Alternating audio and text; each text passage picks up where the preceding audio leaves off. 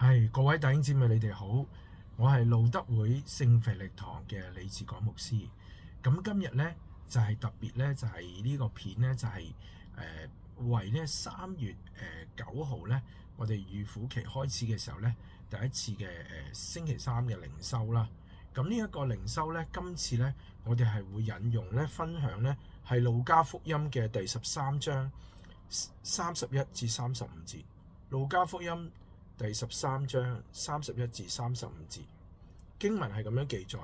正當那時，有幾個法利賽人來到耶穌，說：離開這裏去吧，因為希律想要殺你。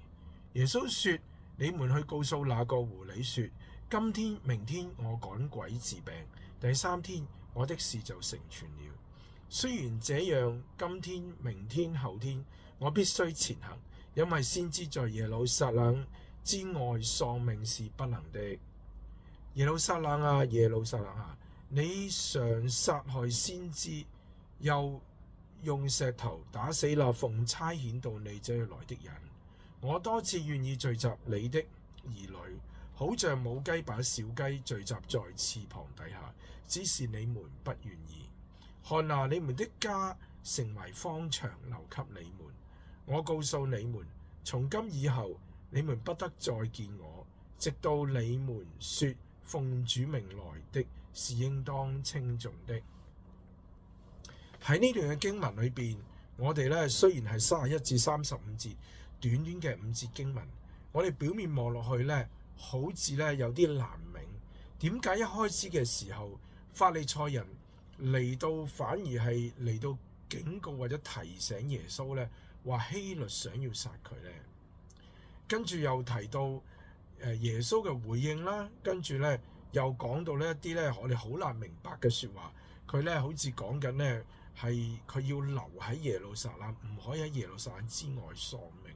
究竟一連串嘅講話係講啲乜嘢咧？喺預苦期，我哋就係預備迎接基督嘅受苦，預備迎接基督為着救贖我哋嘅罪被釘十字架，並且之前喺佢釘十字架之前受到咧被逮捕佢嘅羅馬兵丁嘅鞭打啦，係咪？受到咧佢嘅門徒嘅出賣啦，唔認佢好多咧無論肉體、精神、心靈咧，耶穌基督咧喺受苦嗰天咧都係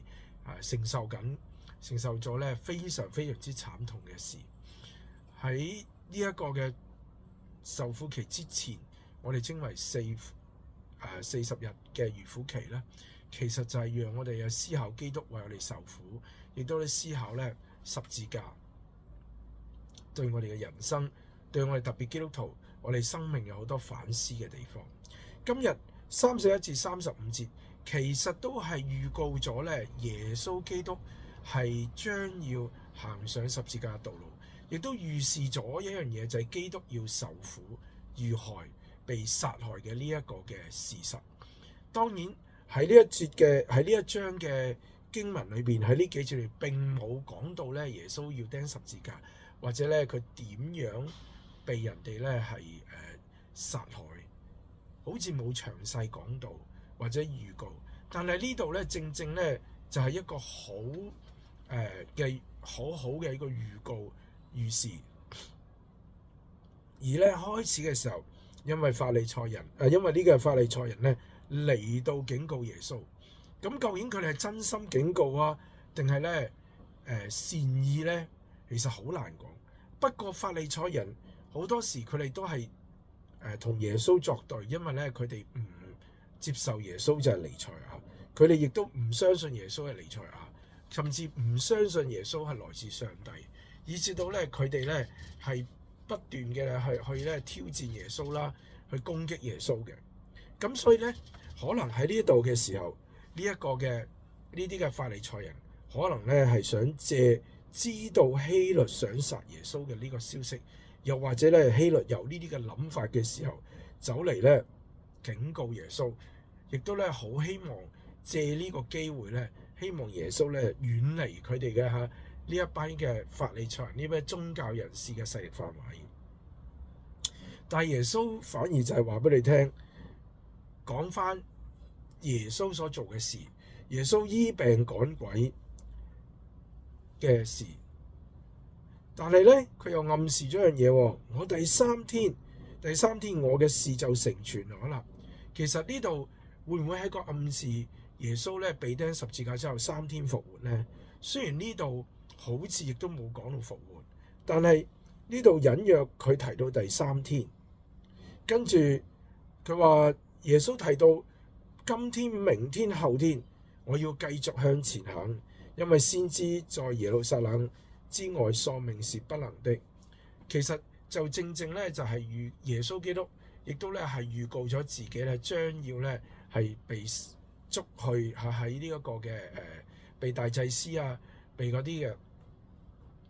出賣嘅人咧捉咗去審，並且咧係最後咧係被釘上十字架。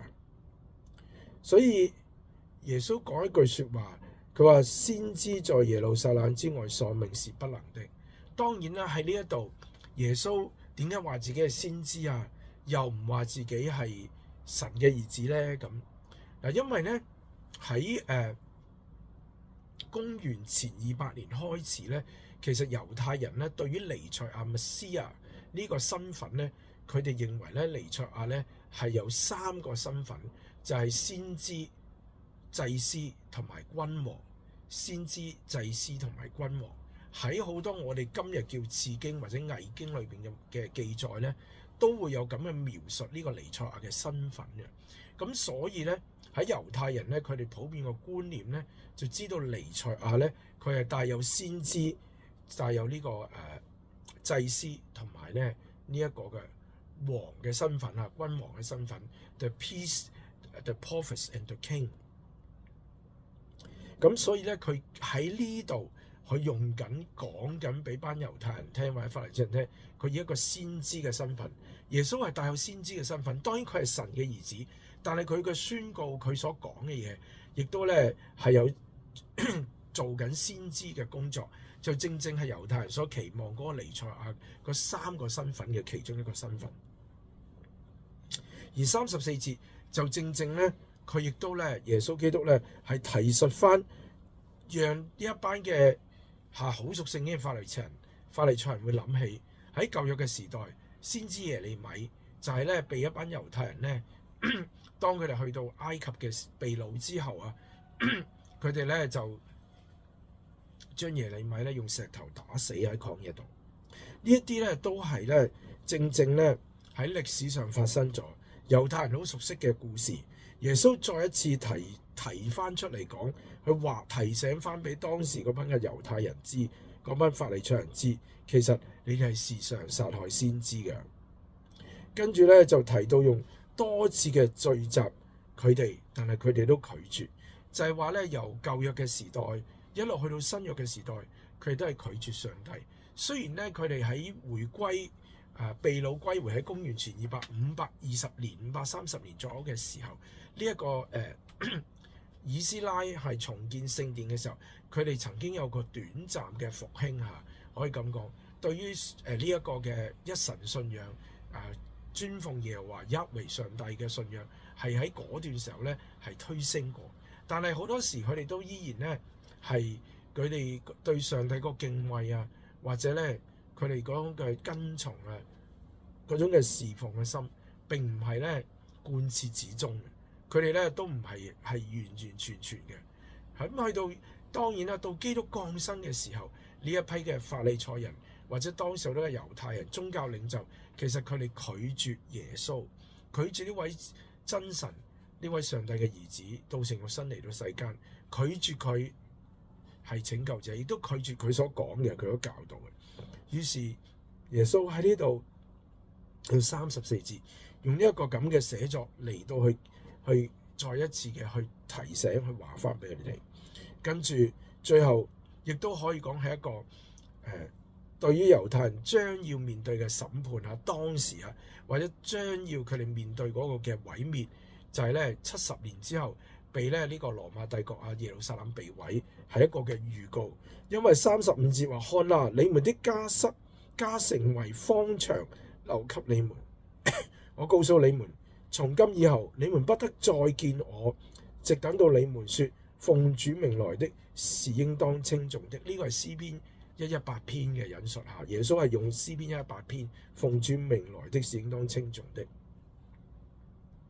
呢度亦都咧可能係有啲學者認為，可能咧耶穌預告翻佢離開耶路撒冷之後，佢一段好長嘅時間冇再去耶路撒冷，幾時上翻去耶路撒冷咧？就係佢行上十字架嘅道路嘅時候，當佢騎驢入城嘅時候，啲人就話歡呼，係咪禍塞啊？大衛嘅應當稱頌嘅。喺呢個歡呼嘅當中嘅時候，其實就係耶穌基督係步向十字架嘅時候，喺個人生道成肉身喺人生裏邊最後嘅階段。所以佢話奉主名來的應當稱頌的，就係等到嗰一個時刻。其實喺呢度35節亦都咧隱約俾我哋今日已經事隔多年嚇千幾年，我哋回望知道咧以色列當時嘅已經成為羅馬帝國殖民地嘅猶太人，佢哋咧最終咧因為喺70年嘅時候反抗羅馬帝國嘅統治啦，發起咗一個嘅起義革命嘅時候，俾羅馬軍隊攻入去咧，就將整個耶路撒冷夷平，咁就係聖殿被燒毀。